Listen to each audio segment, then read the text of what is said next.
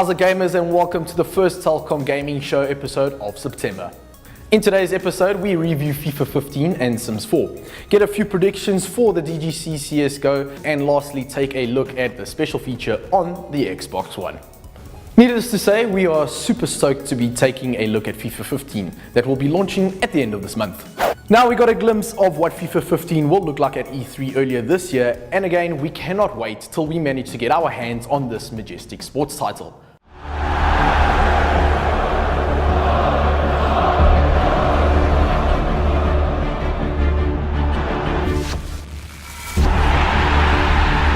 As good as FIFA 14 still is, another year of learning about next-gen consoles has surely helped the development team edge a little closer to football realism.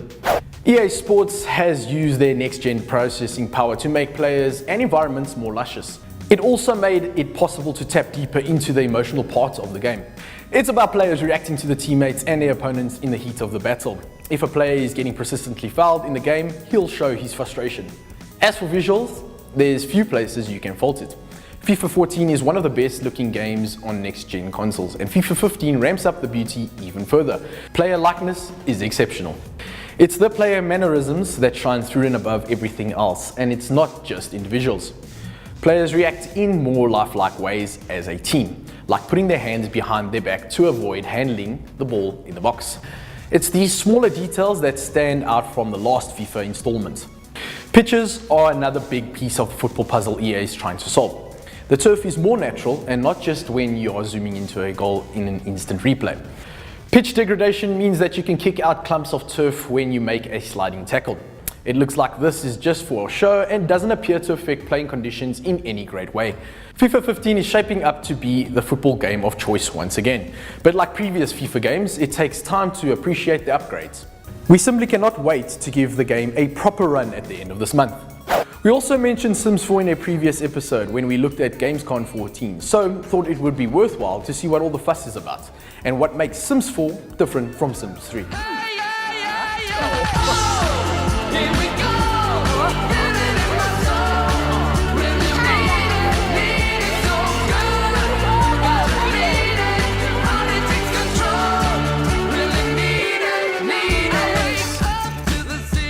From what it sounds like, Sims 4's main focus was spicing up personality and emotions in its new release. Sims 4 sees a new focus on Sims' personalities and quirks by introducing new emotions that reflect them. The emotional state of the Sim had an effect on the subsequent actions they undertook, displayed in the in-game as a moodlet icon and shown through the expressions on their heads-up display. Most notably, of course, are the Sims themselves. Sims 4 aims to take the series back to basics and focus on the Sims. While the Sims game was originally built as a house-building title, it's now heavily focused on telling the story of its Sims. One of the major new additions to the Sims 4 is the completely reinvented Create a Sims tool. Instead of making adjustments to your Sims with a series of fiddly slider bars, you now customize your Sims by dragging their various body parts. After you've made your clothing or look choices, you'll need to work out what personality they'll have. Each Sim has 3 personality traits, with an extra gained after choosing a life aspiration. You'll also want to give them a walk style and personalize their voice. Unlike The Sims 3, there are 3 voice choices, each with the option to make higher or lower pitched. When you eventually get into the live mode, you are quickly made aware of your Sim's moods and emotions. In the bottom left-hand corner, you have a Sim's face. This is decked out with an emotion and appropriately colored backdrop, along with a related facial expression. Your Sims can now multitask, carrying out a number of actions simultaneously, which was never before possible in the series. Not only does this make The Sims 4 seem much more realistic and immersive, it also helps neaten up the interface. Actions being undertaken simultaneously will stack up on top of each other in a series of circular icons. These are a lot more cleaner than the previous titles and help streamline the Sims 4 experience.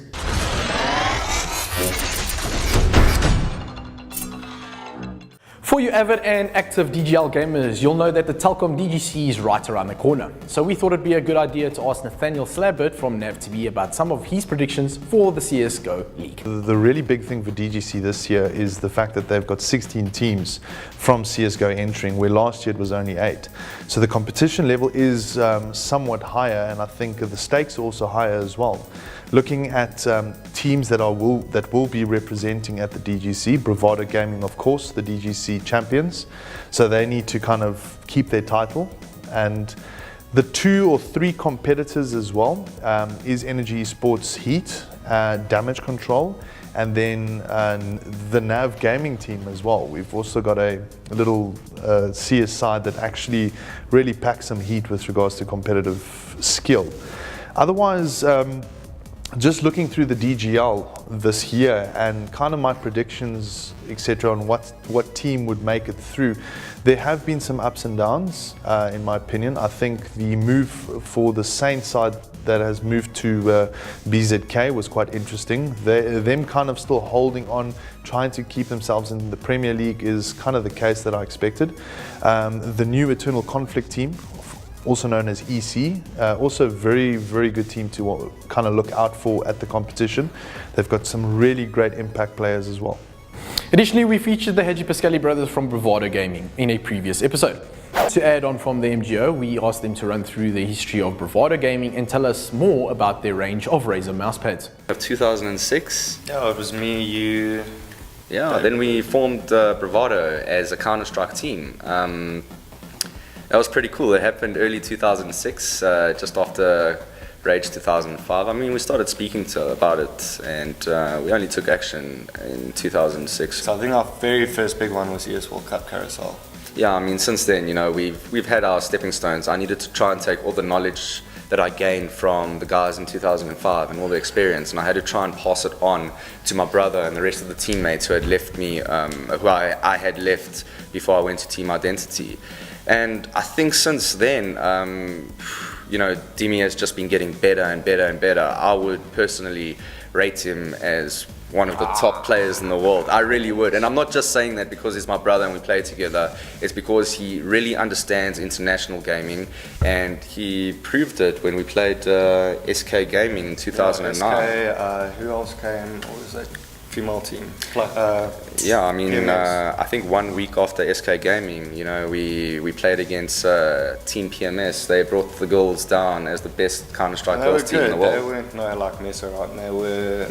I mean, we beat them, but we stepped up our game. The nice thing about the Control Edition is that it's an inexpensive mousepad and great value for its quality. The Control Edition mousepad hasn't been used by a lot of players in the country, and I know that the ordinary gamer will go for more of the smoother mousepad, but guys, give yourself a try.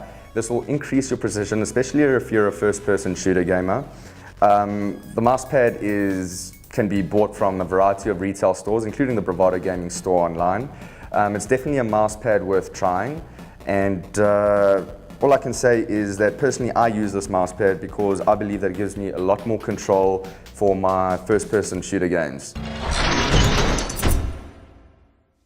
Hi there, today we're talking about some really cool gear from a company called Sony. Now, Sony have been players in the mobile space for ages. They've been doing amazing product, and they came back strong with their Z1 last year, and not long thereafter they launched their brand new model called the Z2.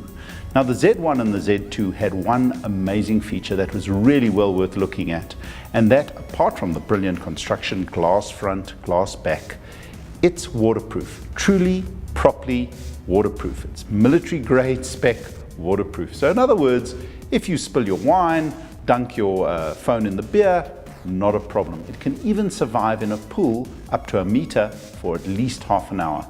The only negative I can point out is that it's not a small phone. It's got a 5-inch screen. It's reasonably large and tall, so there's a bit of a bezel at the bottom at the top, unlike the LG G3, which is much less phone and much more screen. This phone is a large phone, so if you've got small hands, perhaps it's not for you. But for everyone else who's got a reasonable hand, it's well balanced, sits in your hand really well, easy to use, runs the latest generation of Android with a minimal overlay. Very impressed with Sony's treatment of Android. They've been fairly gentle, pretty respectful. It's simple, it's easy, and it's an absolute pleasure to use. What else is nice is it comes with a couple of things that are starting to become relevant in South Africa. It comes with a very nice Walkman app, which most people will remember the good old Sony Walkman. Nice sounding, comes with sound cancelling headphones, which is another added bonus. And And another app that I found really useful is their Movies and What's New app. Now, Movies are not available in South Africa yet, though Sony say they're coming soon. But the other app, which is really nice, is their What's New app. You sign in for a Sony account or a PlayStation account, and you get gaming, you get trailers, you get all sorts of content that is proprietary to Sony available through this. It's really easy to use.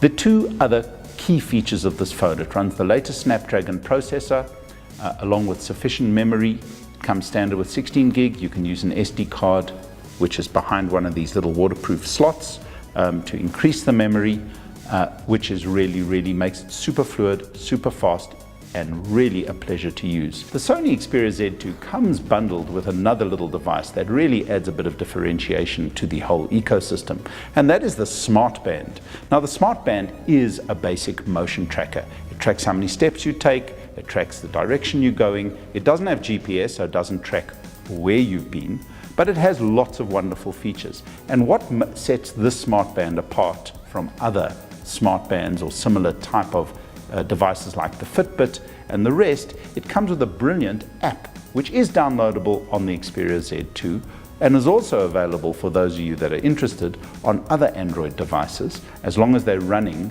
Android 4.2 and above.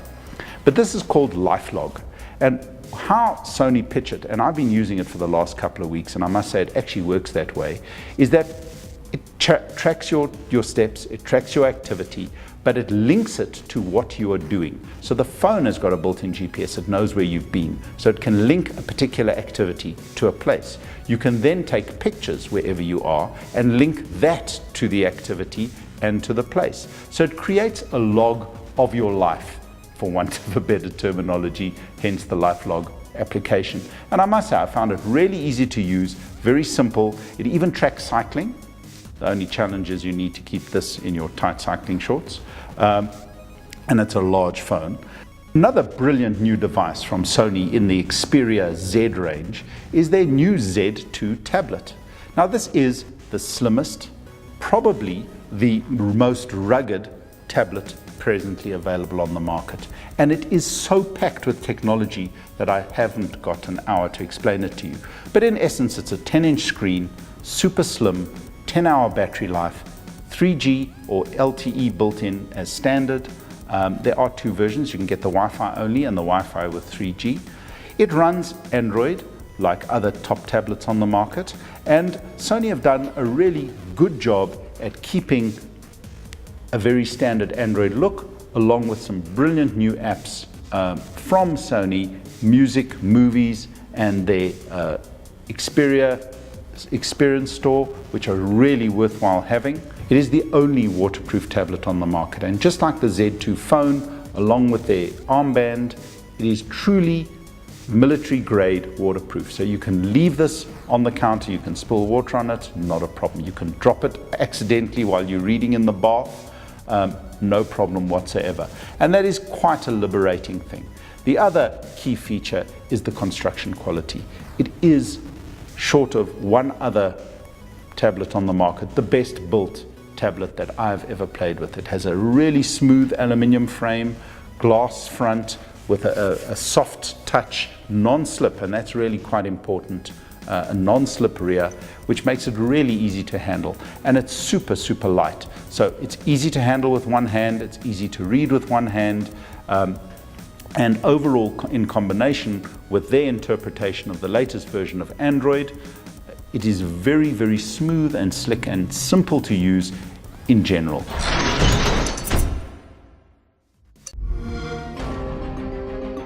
Let me tell you something you already know. The world ain't all sunshine and rainbows. It will beat you to your knees if you let it. Nobody is gonna hit as hard as life. But it ain't about how hard you hit. It's about how hard you can get hit and keep moving forward. That's how winning is done. In the first of our special Xbox One feature segments, we'll be taking a look at what makes the Xbox One different from the Xbox 360 or any of the other consoles for that matter.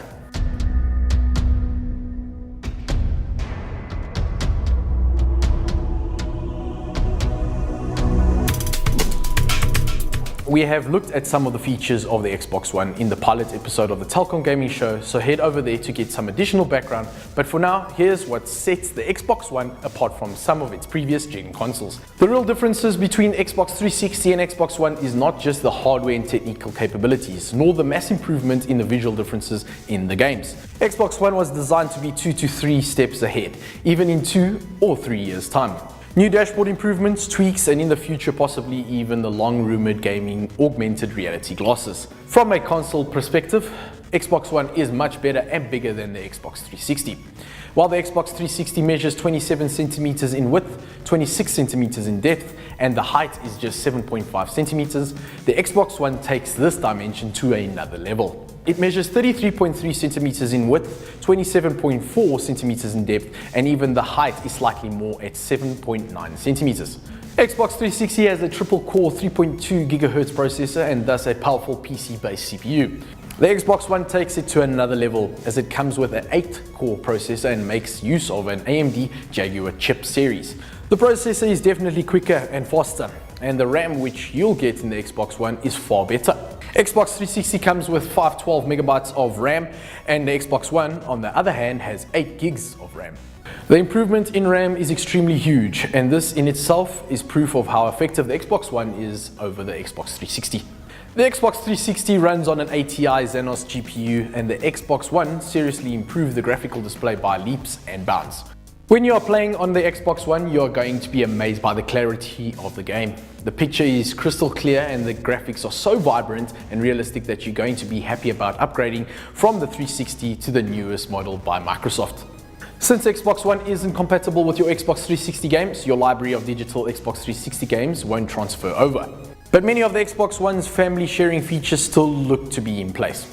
As an Xbox Live Gold member, you can designate your Xbox One with Home Gold, so anyone in your home can enjoy many gold benefits.